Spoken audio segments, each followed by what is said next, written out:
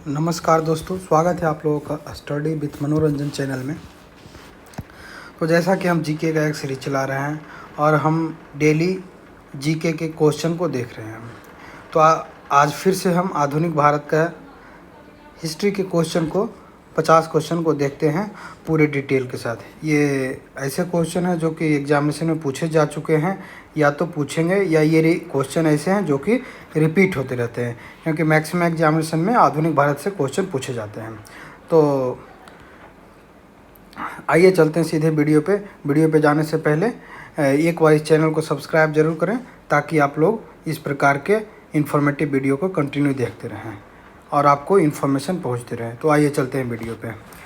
पहला क्वेश्चन है, Paris Indian society की किस स्थापना निम्नलिखित में से किसने की थी? पेरिस इंडियन सोसाइटी की स्थापना की थी भिखाजी कामा। मैडम भिखाजी कामा। इनसे रिलेटेड एक क्वेश्चन और आता था। पेरिस इंडियन सोसाइटी एक राष्ट्रवादी क्रांतिकारी संगठन था। इसकी स्थापना भिखाजी कामा ने 1905 में फ्रांस के शहर में की थी। नेक्स्ट क्वेश्चन, भारत छोड़ो आंदोलन का तात्कालिक कारण क्या था? भारत छोड़ो आंदोलन का तात्कालिक कारण था कृष्ण मिशन की असफलता। कृष्ण मिशन जो कि 1942 में आया था, इसके समिति के सदस्य थे PAC, Pethick Lawrence, A B Alexander and C से भी एक नाम था क्लेमेंट एटली। तो ये तीनों इसके सदस्य थे और ये कृष्ण मिशन आया, लेकिन ये अपने उद्देश्यों में सफल नहीं हो पाया था। तो इसके बाद ही भारत छोड़ो आंदोलन स्टार्ट हो गया था। पुर्तगालियों में अपने एशियाई साम्राज्य को 3 स्वतंत्र प्रेसिडेंसियों में बांटा हुआ था। वे 3 प्रेसिडेंसी कौन सी थी? ये 3 प्रेसिडेंसी थे गोवा, मोजाम्बिक और मलाक्का। Answer A. तो गोवा में वायसराय नियुक्त था, जबकि मलक्का और मोजाम्बिक में गवर्नर नियुक्त किए जाते थे। कांग्रेस के जैसा संगठन जिसका कोई जनाधार नहीं है और जो केवल एक छोटे से वर्ग विशेष का प्रतिनिधित्व करता है, उसे राष्ट्रीय स्तर का संगठन नहीं कहा जा सकता। कांग्रेस के संदर्भ में यह कथन किसने कहा था? ये कथन बोले थे अरविंद घोष, जो कि गरम दल के नेता थे और ये बहुत चर्चित हस्ती थे उस समय के राष्ट्रीय आंदोलन में। इनके द्वारा यंग इंडिया और इसके अलावा एक और निकाला गया था पेपर, और इनके द्वारा और से बहुत सारे पेपर निकाले गए। तो ये बहुत ही सक्रिय नेता थे जो कि राष्ट्रीय आंदोलन में भाग लिए थे। अरविंद घोष आदिवासी में बेनुसीलन समिति और युगांतर पार्टी जैसे क्रांतिकारियों के संगठनों से जुड़े हुए थे। पूर्व के देशों में पुर्तगाल के एकाधिकार को किस यूरोपीय देश ने छीन लिया था? इसका आंसर है नीदरलैंड। नेक्स्ट क्वेश्चन, 1946 के कैबिनेट मिशन ने मुस्लिम लीग की अलग देश पाकिस्तान की मांग को अस्वीकार क्यों किया? इसका आंसर है सी। कैबिनेट मिशन का विचार था कि अलग देश में गैर मुस्लिम की काफ़ी सारी जनसंख्या रह जाएगी और भारत में काफ़ी संख्या में मुस्लिम यहाँ रह जाएंगे। एक्चुअली कैबिनेट मिशन जो है वो सांप्रदायिक दंगा शायद वो देख रहा था और वो ऐसा नहीं चाहता था। कैबिनेट मिशन का विचार था कि अलग देश में गैर मुस्लिम की काफ़ी सारी जनसंख्या रह जाएगी और भारत में काफ़ी संख्या मुस्लिम यहीं रह जाएंगे। यही कैबिनेट मिशन की सोच थी, इसलिए वो स्वीकार नहीं किया था। निम्नलिखित कथनों पर विचार करें। रैयतवाड़ी व्यवस्था में सरकार ने जमीन से संबंधित नियंत्रण अपने हाथ में रखा। रैयतवाड़ी व्यवस्था में सरकार ने राजस्व संबंधी अपनी इच्छा से बढ़ाने का अधिकार अपने पास रखा। केवल दो सही है। प्रसिद्ध नाटक नील दर्पण का अंग्रेजी में अनुवाद किसने किया था? नील दर्पण के लेखक हैं दीनबंधु मित्र। लेकिन इसको अंग्रेजी में अनुवाद किया था मधुसूदन दत्ता इसको अंग्रेजी में अनुवाद किया था। नील दर्पण एक बंगाली नाटक है जिसे दीनबंधु मित्र ने लिखा था। यह नाटक 1860 में ढाका में प्रकाशित हुआ था। इस नाटक में नील की खेती करने वाले किसानों की दयनीय स्थिति को दर्शाया गया था। इनमें से किस अधिवेशन में कांग्रेस ने 1916 में मुस्लिम लीग को अलग मतदाताओं के संबंध में छूट दी थी? ये था हमारा लखनऊ अधिवेशन में। 1916 में लखनऊ अधिवेशन में मुस्लिम अलग मतदाताओं में से छूट दिया था। अंग्रेज द्वारा पारित किए गए रेगुलेशन 17 का संबंध था, ये था सती प्रथा से। ये पूछा गया क्वेश्चन है, ये एक एग्जाम में पीसीएस में पूछा गया क्वेश्चन है, सती प्रथा से था उसका संबंध। रेगुलेशन 17 द्वारा सती प्रथा पर ब्रिटिश सरकार द्वारा प्रतिबंध लगाया गया। इस दौरान Lord William Bentinck governor general थे। 9वें सिख गुरु तेग बहादुर का शीश मुगल शासक औरंगजेब के आदेश पर 1675 में किस स्थान पर काटा गया था? गुरुद्वारा शीशगंज साहिब, गुरुद्वारा उसका नाम ही रखा गया शीशगंज साहिब। सिख धर्म के 9वें गुरु तेग बहादुर ने कश्मीरी पंडितों और गैर मुस्लिमों का धर्मांतरण करने का विरोध किया था। उन्होंने इस्लाम धर्म अपनाने से इनकार किया था, जिस कारण मुगल शासक औरंगजेब ने 1675 में दिल्ली में गुरु तेग बहादुर का शीश कटवाया था। निम्नलिखित में से किस भारतीय अर्धसैनिक बल की स्थापना गुरिल्ला रणनीति से युद्ध लड़ने के लिए की गई थी? ये है सशस्त्र सीमा बल। सशस्त्र सीमा बल, इसको हम लोग शॉर्ट फॉर्म में एसएसबी भी बोलते हैं। इसको गुरिल्ला पद्धति में युद्ध लड़ने के लिए तैयार किया गया है। ये हमेशा नहीं यूज किया जाता, ये कभी कभी कुछ विशेष परिस्थिति में यूज किया जाता है।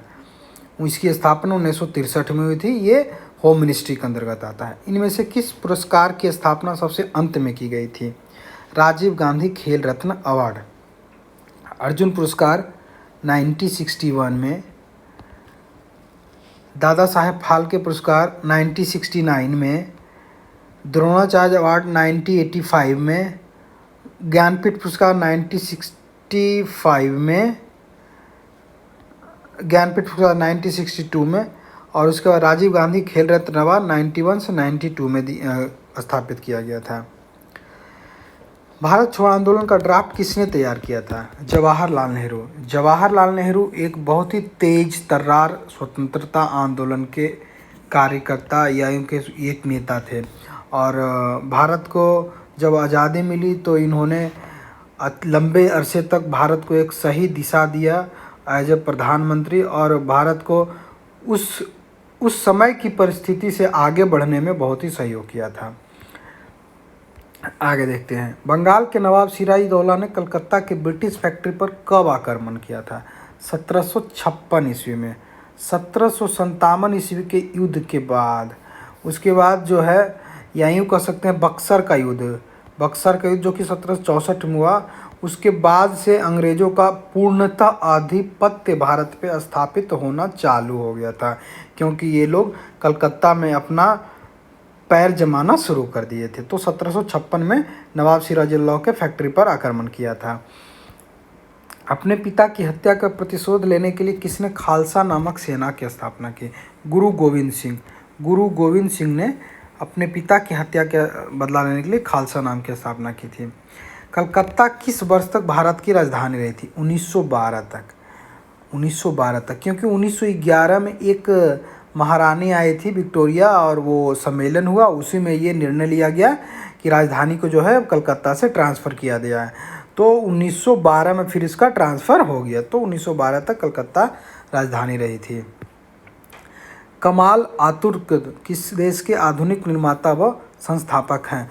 तुर्की के आधुनिक निर्माता और संस्थापक हैं। सचिंद्र बोस द्वारा डिजाइन किया गया कलकत्ता फ्लैग किस वर्ष कलकत्ता में फहराया गया? ये 1906 में फहराया गया था। 1906 में फहराया गया था।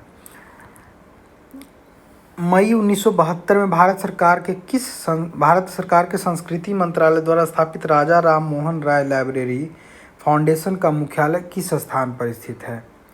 ये है कोलकाता। ये है कोलकाता, क्योंकि राजा राम मोहन राय कोलकाता से ही रिलेटेड ज़्यादा थे और वहाँ पर ये सब स्थापना हुआ था। राजा राम मोहन राय का जन्म 22 मई 1772 को हुआ। उन्होंने विभिन्न सामाजिक सुधारों के लिए जाना जाता है। नेशनल हेराल्ड नामक समाचार पत्र की स्थापना किसने की थी? जवाहरलाल नेहरू। नेशनल हेराल्ड जवाहरलाल नेहरू द्वारा स्थापित किया गया था। ग्रेट गेम शब्द का उपयोग किन के बीच रणनीतिक प्रतिद्वंद्विता के लिए किया जाता है? ब्रिटिश साम्राज्य और रूसी साम्राज्य। ब्रिटिश साम्राज्य और रूसी साम्राज्य के बीच ये प्रतिद्वंद्विता के लिए ग्रेट गेम का प्रयोग किया जाता है। निम्नलिखित में से कौन सा कारण साइमन कमीशन के विरोध का प्रमुख कारण था? साइमन कमीशन के विरोध का प्रमुख कारण था इस आयोग का कोई भी सदस्य भारतीय नहीं था। ये इसके विरोध था। हालांकि उस समय तत्कालीन जो भी स्वतंत्रता आंदोलनकारी थे, इन्होंने ये प्रपोजल दिया था कि साइमन कमीशन में चूंकि सारे अंग्रेज हैं तो ये भारत की परिस्थितियों को ढंग से नहीं समझ पाएंगे, इसलिए उसमें किसी न किसी भारतीय को होना बहुत ही आवश्यक है। लेकिन फिर भी साइमन कमीशन के जो कमेटी थे वो इस बात को नहीं माने और अंततः साइमन कमीशन का विरोध किया गया। इसी विरोध में लाला लाजपत राय को वीर गति प्राप्त हुए थे और अंततः ये सफल नहीं हो पाया था साइमन कमीशन। नील दर्पण नामक नाटक किससे संबंधित है? नील दर्पण नील विद्रोह से संबंधित है। नील विद्रोह जो कि बिहार के चंपारण में हुआ था। महात्मा गांधी इसमें अपना सबसे पहला सत्याग्रह स्टार्ट किए थे। राजकुमार शुक्ल के बुलाने पे महात्मा गांधी चंपारण में गए थे नील आंदोलन के खिलाफ विद्रोह करने के लिए। गांधीज ए मिस्री नामक पुस्तक के लेखक कौन हैं? सुधीर घोष। गांधीज ए मिस्री नामक पुस्तक के लेखक हैं सुधीर घोष। यावदों की संधि निम्नलिखित में से किस राज्य से संबंधित है? असम। यावंदों की संधि ये असम से संबंधित है। राजा बोदेयार ने किस राज्य की स्थापना की थी? मैसूर की स्थापना की थी। राजा बोदेयार मैसूर की स्थापना। बेडियार राजवंश की स्थापना 1399 में यदुराया बोदेयार ने की थी। यदुराया बोदेयार विजयनगर साम्राज्य के अंतर्गत मैसूर पर 1423 ईस्वी तक शासन किया। विलियम डिग्बी ने भारत के किस पहलू के बारे में लिखा है? भारत के अकाल के बारे में लिखा है। विलियम डिग्बी जो था ये एक अकाल आयोग के अकाल के समय इसके बारे में लिखे थे। ब्रिटिश राज के दौरान विलियम डिग्बी भारत में रहे। इस दौरान भारत में कई अकाल पड़े। 1870 के दशक का अकाल इसमें प्रमुख था। इन अकालों के लिए ब्रिटिश सरकार की नीतियों को जिम्मेदार ठहरा है। पिंडारी युद्ध को और किस नाम से जाना जाता है? पिंडारी युद्ध को हम लोग तृतीय आंग्ल मराठा युद्ध के नाम से जाना जाता है। ये तीनों आंग्ल मराठा युद्ध आप लोगों को याद रखना बहुत ज़रूरी है। ये बहुत इंपॉर्टेंट है, ये क्वेश्चन पूछते रहता है। तृतीय आंग्ल मराठा युद्ध 1817 से 18 में ब्रिटिश ईस्ट इंडिया कंपनी और मराठा साम्राज्य के बीच हुआ। इस युद्ध में अंग्रेजों की विजय हुई और इसके साथ ही मराठा साम्राज्य का पतन हो गया। राज्य पुनर्गठन अधिनियम कब लागू हुआ? राज्य पुनर्गठन अधिनियम लागू हुआ 1956 में। इसके अध्यक्ष कौन थे? फजल अली। हालांकि आप ये भाषाई आधार पर राज्यों को ये परमिशन नहीं दिया जा रहा था, लेकिन फिर भी 1953 में पहला भाषाई आधार पर राज्य बना था आंध्र प्रदेश, जिसमें वो जतिन राम ने भूख हड़ताल किया था। जतिन दास ने भूख हड़ताल किया था, जो कि ये अपने तो इस प्रकार से फिर धीरे धीरे हालांकि ये बाद में डिमांड मान लिया गया और से स्टेट का गठन होने लगा। दिसंबर 1953 में फजल अली के नेतृत्व में राज्य पुनर्गठन आयोग का गठन किया गया था। इस आयोग ने 30 सितंबर 1955 को अपनी रिपोर्ट सौंपी। इस रिपोर्ट के आधार पर राज्य पुनर्गठन अधिनियम 1956 में पारित किया गया। निम्नलिखित में से किस संगठन की शुरुआत बेहराम जी मालावारी ने बॉम्बे में की थी? सेवा सदन की शुरुआत की थी। जहांगीर ने किस वर्ष ईस्ट इंडिया कंपनी के साथ व्यापारिक संबंध स्थापित करने के लिए चार्टर जारी किया था? डी 1618 में। 1618 में जहांगीर ने 1618 में ईस्ट इंडिया कंपनी से संबंध स्थापित करने के लिए चार्टर जारी किया था। निम्नलिखित में से कौन सी व्यवस्था चार्टर अधिनियम 1833 में नहीं की गई थी? ये इसका आंसर है डी। गवर्नर जनरल की परिषद में किसी भारतीय को कानूनी सदस्य नियुक्त किया जाना, ये नहीं था। ऑब्वियसली नहीं रहेगा, क्योंकि जो भी एक्ट आया 1833 का, 1835 का या फिर कंटिन्यू 1935 तक आते रहा, इसमें किसी में भी भारतीयों को मुख्य रूप से लेकर कोई भी एक्ट नहीं बनाया गया था। इसमें मुख्यतः अंग्रेज ही प्रमुख थे। चार्टर अधिनियम 1833 को सेंट हेलेना अधिनियम भी कहा जाता है। यह अधिनियम 28 अगस्त 1833 को पारित किया गया था। इस अधिनियम द्वारा चार्टर को बढ़ाकर 20 वर्ष करके 1853 तक बढ़ाया गया था। कुंवर सिंह 1857 के विद्रोह के नेता थे। वे कुछ आधुनिक राज्य से संबंधित थे। ये थे बिहार राज्य से संबंधित, जैसा कि आप लोग जानते हैं ये आरा से थे, जगदीशपुर के जमींदार थे। 19वीं शताब्दी में सामाजिक और धार्मिक सुधारों का प्रमुख कारण क्या था? पश्चिमी शिक्षा व जागृति। पश्चिमी शिक्षा, चूँकि यहाँ पे अंग्रेज शासन करना शुरू कर दिए थे, तो अंग्रेज़ों ने यहाँ पे बहुत ज़्यादा ये पिछड़ापन कहिए, जैसे वो शिक्षा के क्षेत्र में या फिर इंफ्रास्ट्रक्चर, ये सारा अभी पिछड़ा था और पश्चिमी देशों में ये सारा आगे चल रहा था, तो उसके कारण यहाँ पे जागरूकता आना शुरू हुआ था। ब्रिटिश साम्राज्य के अंदर तक सड़ चुका है, यह भ्रष्ट, दमनकारी और घटिया है। उपरोक्त कथन किसने कहा था? Sister Nivedita. Sister Nivedita. Sister Nivedita. Spring tiger, a study of a revolutionary, किसकी जीवनी है? यह है सुभाष चंद्र बोस की जीवनी है। सुभाष चंद्र बोस की जीवनी है springing tiger, a study of a revolutionary. ग्रीष्मकाल की आंधी की तरह मेरठ विद्रोह भी अनापेक्षित और बेहद छोटा था। यह कथन किसके द्वारा कहा गया था? एस.एन. सेन। एस.एन. सेन द्वारा ये कथन कहा गया था। आगे बढ़ते हैं। 1931 के कराची अधिवेशन में मौलिक अधिकारों का ड्राफ्ट किसने तैयार किया था? 1931 के कराची अधिवेशन में मौलिक अधिकारों का ड्राफ्ट जवाहरलाल नेहरू ने तैयार किया था।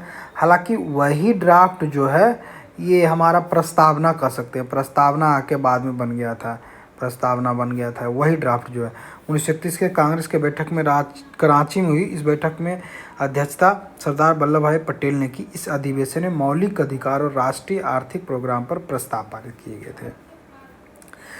कांग्रेस की अध्यक्षता करने वाली पहली भारतीय महिला कौन थी? ये थी कांग्रेस की अध्यक्षता करने वाली पहली भारतीय महिला थी सरोजिनी नायडू। हाँ, अगर ये पूछा जाए क्वेश्चन कि कांग्रेस का अध्यक्षता करने वाली पहली महिला कौन थी, तो पहली महिला थी एनी बेसेंट। एनी बेसेंट जो कि 1917 में अध्यक्षता किए थे और 1925 में सरोजिनी नायडू अध्यक्षता किए थे। ये बहुत इंपॉर्टेंट क्वेश्चन है। तो चूँकि यहाँ पे क्वेश्चन ये है कि कांग्रेस की अध्यक्षता करने वाली पहली भारतीय महिला, तो इसका आंसर होगा सरोजिनी नायडू। अगर क्वेश्चन ये रहता कि कांग्रेस की अध्यक्षता करने वाली पहली महिला कौन थी, तो इसका आंसर होता है एनी बेसेंट। 1939 में कांग्रेस के त्रिपुरी अधिवेशन में कांग्रेस का अध्यक्ष कौन था? ये थे सुभाष चंद्र बोस। हालांकि इस अधिवेशन में महात्मा गांधी के एक जानने वाले को अध्यक्षता नहीं मिला, तो इसमें सुभाष चंद्र बोस और महात्मा गांधी के बीच अनबन भी हुआ था, या यूँ कहें मनमुटाव हो गया था। तो इसके बाद से फिर सुभाष चंद्र बोस ने कभी भी कांग्रेस का अध्यक्षता नहीं किए थे। आगे बढ़ते हैं। निम्नलिखित में से किस भारतीय राजकुमार में भारत और विदेश में क्रांतिकारी आंदोलनों में सक्रिय रूप से भाग लिया था? राजा महेंद्र प्रताप। राजा महेंद्र प्रताप जो थे ये अफ़गानिस्तान के अंतिम राजा भी थे, अंतिम हिंदू राजा या यूँ कोई अंतिम शासक भी कह सकते हैं। राजा महेंद्र प्रताप स्वतंत्रता सेनानी, पत्रकार, लेखक व क्रांतिकारी थे। उन्होंने प्रेम और निर्बल सेवक नामक 2 समाचार पत्र शुरू किए। 1915 में उन्होंने अफ़गानिस्तान में भारत के बाहर पहली निर्वासित सरकार की शुरू की। और 43 संविधान सभा के बारे में निम्नलिखित में से कौन सा कथन सही है? संविधान सभा के सदस्य प्रत्यक्ष रूप से चुने जाते थे। सीट वितरण का आधार जनसंख्या थी। संविधान सभा की संरचना कैबिनेट मिशन प्लान के मुताबिक थी। इसका आंसर है बी 2 और 3। सीट वितरण की एक्चुअली संविधान सभा के सदस्य जो थे अप्रत्यक्ष रूप से चुने जाते थे, तो ये पहला गलत हो गया। तो बाकी ये दोनों जो है ये दोनों सही है। आगे बढ़ते हैं। All India trade union Congress की स्थापना किसने महत्वपूर्ण भूमिका निभाई? तो इसमें लाला लाजपत राय ने महत्वपूर्ण भूमिका निभाई थी। Lala Lajpat Rai all India trade union congress Bharat के सबसे पुराने संगठनों में से एक है। इसकी स्थापना 31 अक्टूबर 1920 को बॉम्बे में लाला लाजपत राय ने की थी। बाद में यह संगठन भारतीय कम्युनिस्ट पार्टी से जुड़ा रहा। आज भी ये भारतीय कम्युनिस्ट पार्टी से ही जुड़ा हुआ है। शिवाजी ने 8 मंत्रियों के परिषद का गठन किया। उस मंत्री परिषद का क्या नाम था? उसे अष्टप्रधान करते थे। एक थे अष्टदिग्गज। अष्टदिग्गज नाम के मंत्री परिषद का गठन किसने किया था? तो ये थे विजयनगर साम्राज्य में कृष्णदेव जो थे वो महाराज किए थे। तो आप यहाँ इसको ऐसे याद कर सकते हैं, हालांकि इसमें बहुत कन्फ्यूजन होता है, ये बहुत पूछा भी जाता है ये क्वेश्चन। अष्टदिग्गज और ये अष्टप्रधान, तो ये प्रधान से आप अष्टप्रधान से आप यहाँ पे को रिलेट कर सकते हैं शिवाजी के बारे में, और द से दिग्गज से आप विजयनगर से को रिलेट कर सकते हैं। शिवाजी महाराज ने प्रशासन को सुचारू रूप से चलाने के लिए 8 मंत्रियों का परिषद अष्टप्रधान का गठन किया। इस परिषद की स्थापना 1674 ईस्वी में की गई थी। आगे देखते हैं। महात्मा गांधी ने कांग्रेस के किस अधिवेशन में एक बार अध्यक्षता की थी?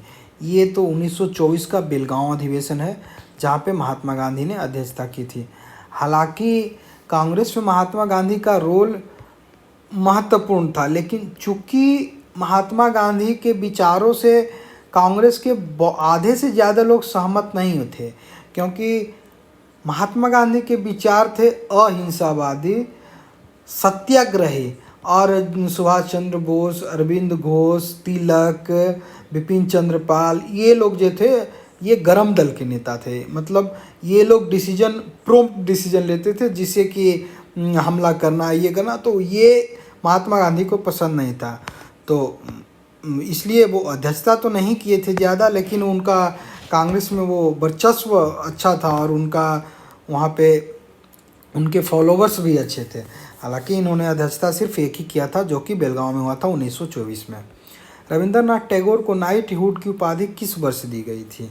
ये दिया गया था 1915 में। रविंद्रनाथ टैगोर को नाइटहुड फिर रविंद्रनाथ टैगोर ने 1919 के जलियांवाला बाग हत्याकांड के बाद लौटा दिया था। 1915 में नाइटहुड अंग्रेजों द्वारा ही दिया गया था। बक्सर की लड़ाई ईस्ट इंडिया कंपनी द्वारा किसके साथ लड़ी गई? ये मीर कासिम के साथ लड़ा गया था। हालांकि बक्सर की लड़ाई के समय मीर कासिम थे और एक थे मीर जाफ़र। तो ये मीर जाफ़र के या धोखा देने के कारण, हाँ ऐसे कह सकते, धोखा देने के कारण ही ये मीर कासिम हार गए थे। और ये हालांकि मीर जाफ़र को भी लास्ट में अंग्रेज़ों ने नहीं छोड़ा और अंततः अंग्रेज़ों का फिर भारत पे राज स्टार्ट हो गया। निम्नलिखित में से किस राज्य ने अंग्रेज़ों को मुक्त व्यापार के लिए सुनहरा फरमान जारी किया था? गोलकुंडा ने सुनहरा फरमान जारी किया था। हालांकि ये उस समय जो भी ऑर्डर निकलता था उसको हम सुनहरा फरमान कहते थे।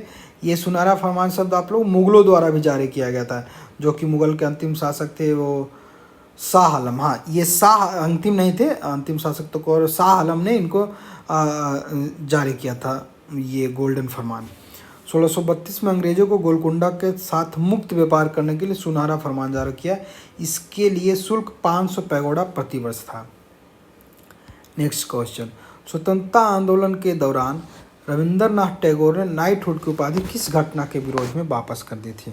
ये अभी जैसा हम लोग डिस्कस किए थे कि ये जलियांवाला बाग हत्याकांड 1919 के बाद इन्होंने नाइटहुड की उपाधि वापस कर दी थी, क्योंकि जलियांवाला में निरशंस लोगों की हत्या की थी, जो कि एक डॉक्टर सैफुद्दीन किचली और सतपाल के गिरफ्तारी के विरोध में सब एकत्रित हुए थे। और ये कोई अहिंसक प्रदर्शन नहीं था, शांतिपूर्ण प्रदर्शन था, लेकिन फिर भी अंग्रेज़ों ने सभी को जलियांवाला बाग में घेर के और उस पर हमला किया। आज तक ये एक बहुत ही निंदनीय घटना थी अंग्रेज़ों के। हालांकि कुछ अंग्रेज अधिकारी या अंग्रेज पत्रकार भी इस मुद्दे को उठाए थे उस तत्कालिक स्थिति में कि नहीं ये गलत है, लेकिन फिर भी अब जो एक बार हो चुका था उसमें तो अब कोई इससे कोरिलेटेड फिर उधम सिंह थे, जो कि विदेश में जाके उसे मारे थे जनरल डायर को, जो उसके लिए परमिशन दिया था, जो गोली चलाने का ऑर्डर दिया था। तो इस प्रकार से आज हम लोगों ने आधुनिक भारत के 50 क्वेश्चन को देखा। कल फिर से हम एक नए वीडियो के साथ आएंगे।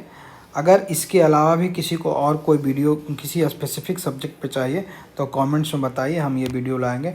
वीडियो देखने के लिए धन्यवाद। कल फिर मिलते हैं।